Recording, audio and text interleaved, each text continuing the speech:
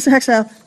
Hegseth, we ask our troops to go into harm's way all the time. We ask them to go into harm's way. And this behind me is a copy of the Soldier's Creed, a copy that usually hangs over my desk here in the Senate, and you should be familiar with it. It's the same copy that hung over my desk at Walter Reed every single day that I woke up and fought my way back because I wanted to go back and serve next to my buddies who saved my life.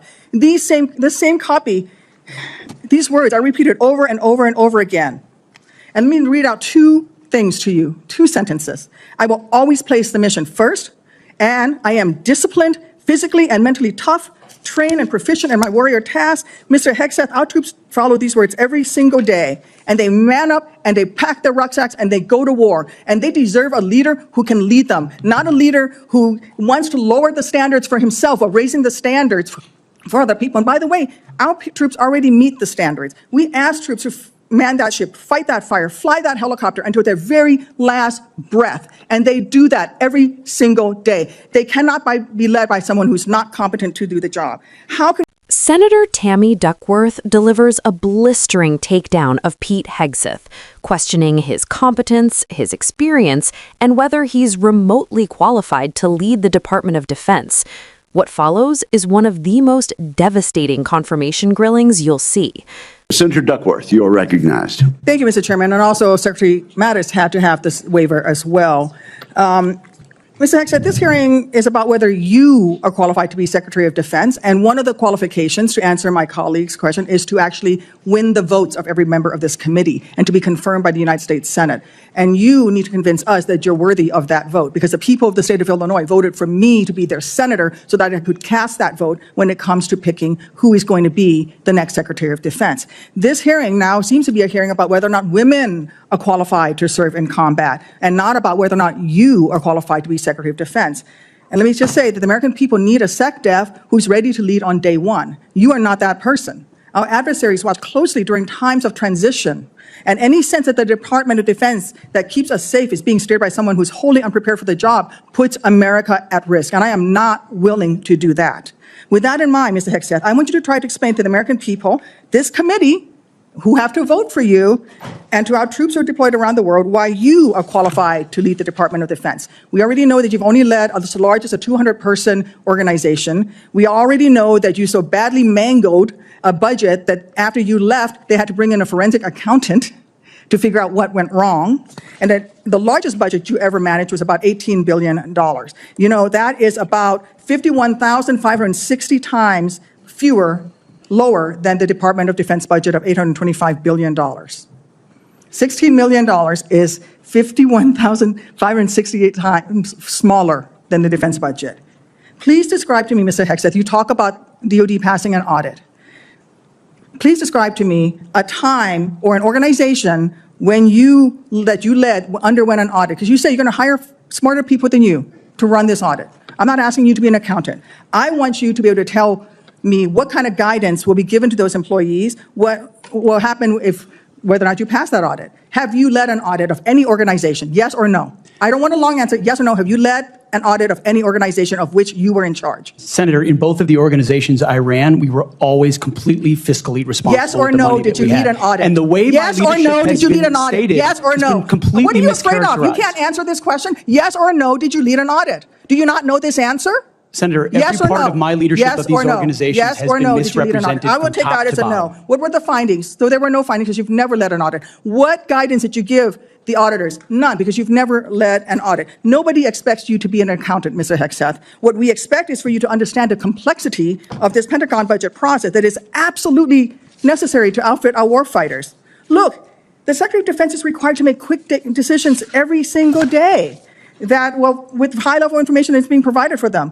A Secretary of Defense has to have breadth and depth of knowledge. Right now, I am concerned that you have neither. Mr. Hegseth, what is the highest level of international negotiations that you have engaged in, that you have led in? Because the Secretary of Defense does lead international security negotiations. There are three main ones that the Secretary of Defense leads and signs. Can you name at least one of them? Could you repeat the question, Senator? Sure. What is the highest level of international security agreement that you have led?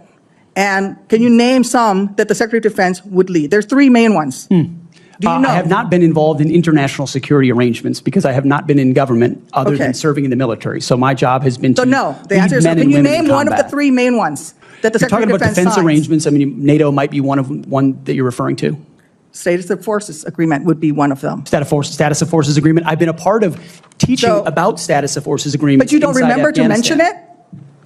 You're not qualified, Mr. Hegseth.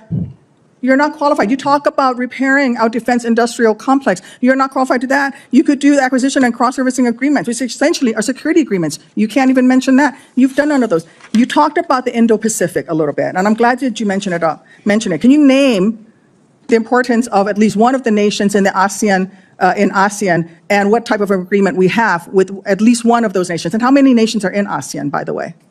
I couldn't tell you the exact No, you amount of couldn't, nations because in you've that, not but I even know we have bothered to allies do- in South Korea and Japan and in AUKUS with Australia, trying to work Okay. on submarines with them. Mr. and data Hegseth, transfers none with of those them. countries We are have in allies ASEAN. across. None of those three countries that you've mentioned are in ASEAN. I suggest you do a little homework before you prepare for these types of negotiations. Listen, Mr. Hegseth, we ask our troops to go into harm's way all the time. We ask them to go into harm's way. And this behind me is a copy of the Soldier's Creed, a copy that usually hangs over my desk here in the Senate, and you should be familiar with it. It's the same copy that hung over my desk at Walter Reed every single day that I woke up and fought my way back because I wanted to go back and serve next to my buddies who saved my life. The same copy, these words are repeated over and over and over again. And let me read out two things to you, two sentences.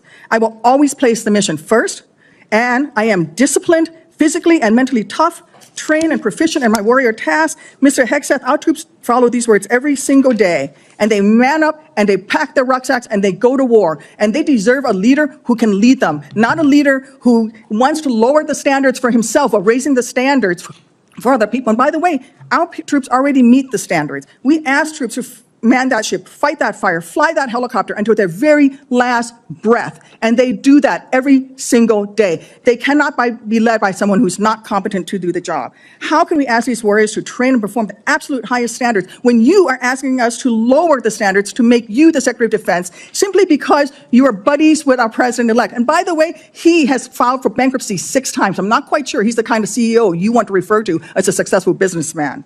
Let me make it clear.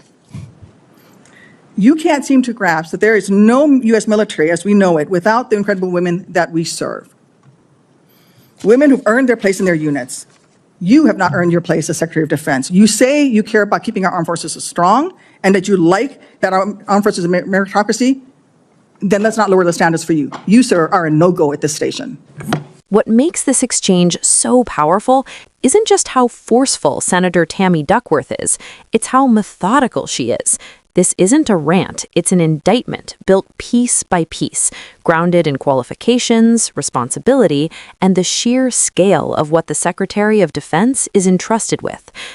Duckworth begins by reminding everyone what this hearing actually is. It's not a culture war debate. It's not about women in combat. It's about whether Pete Hegseth is qualified to lead the largest and most complex military organization in the world. And from the start, she reframes the power dynamic. He's not entitled to the job. He has to earn the votes of this committee because senators are accountable to the people who elected them. That framing matters. Too often, confirmation hearings become exercises in ideological loyalty. Duckworth refuses to play that game. She centers competence, preparation, readiness on day one, because adversaries don't pause during transitions. Any signal of inexperience at the top of the Pentagon isn't theoretical. It creates real risk. Then she moves to management, not rhetoric, not vibes, numbers. She contrasts the scale of organizations Hegseth has led with the Department of Defense budget, and the gap is staggering. This isn't nitpicking. The Secretary of Defense doesn't just set vision. They make daily decisions based on massive streams of financial, operational, and intelligence data. If you don't understand the machinery, you can't control it. The audit exchange is devastating because it's so simple. Duckworth doesn't ask Hegseth to be an accountant. She asks whether he has ever actually led an audit. Yes or no. He can't answer, and that hesitation reveals everything. Audits aren't abstract. They're about accountability, discipline, and understanding where money goes when lives depend on it. When you claim you'll hire smarter people, that's not leadership, that's abdication. She presses further into international security, and again, the pattern repeats. The Secretary of Defense doesn't just command troops, they negotiate binding security agreements that shape global stability. Duckworth asks him to name even one major agreement the secretary leads. He struggles. When he finally mentions NATO, it's incomplete. When she asks about ASEAN, he names countries that aren't even members. That moment isn't about trivia, it's about preparation. These aren't obscure details, they are core responsibilities of the job. If you're unready in the hearing, what happens in a crisis? Then Duckworth shifts to something deeper: credibility, moral authority. She invokes the soldier's creed not as symbolism, but as lived experience. She reminds viewers that she didn't just read those words, she fought her way back from catastrophic injuries because she believed in serving alongside her troops.